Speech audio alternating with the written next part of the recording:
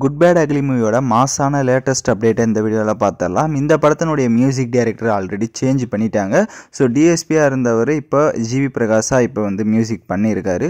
So அவர் பார்த்திங்கன்னா அவருடைய ஒர்க்கை ஸ்டார்ட் பண்ணிட்டேன் அப்படின்றத அஃபிஷியலாக சொல்லியிருக்காரு. இந்த படத்தில் இவருடைய சாங்ஸ் எல்லாமே வந்துட்டு ஒரு தரமான சம்பவமாக இருக்கும்ன்றதையும் சொல்லியிருக்காரு. ஸோ இவர் பண்ண அந்த இதில் பார்த்திங்க அப்படின்னா நிறைய ஆல்பம் சாங்ஸ், அதாவது மார்க் ஆண்டனியாக இருக்கட்டும், எல்லாத்துலேயுமே பார்த்திங்கன்னா ஒரு மாதிரியான ஒரு வைப்பில் மியூசிக் பண்ணியிருப்பார். ஸோ அந்த ஒரு ஓல்டு அண்டு ரீமேக் காம்போ இதுலேயும் இருக்குன்ற மாதிரி சொல்லியிருக்காங்க.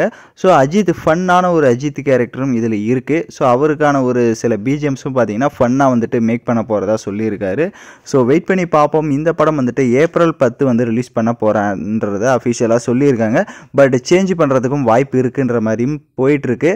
ஸோ அதை நம்ம வெயிட் பண்ணி தான் பார்க்கணும். ஸோ சாங்கை பொறுத்தவரை பார்த்தீங்கன்னா இப்போது அதனுடைய ஒர்க்கை ஸ்டார்ட் பண்ணியிருக்காங்க. ஸோ நீங்கள் குட் பேட் அக்லி மூவிக்கு எந்த அளவுக்கு ஒரு எக்ஸ்பெக்டேஷன்ஸில் இருக்கீங்கன்னு மறக்காமல் கமெண்ட் பண்ணுங்கள்.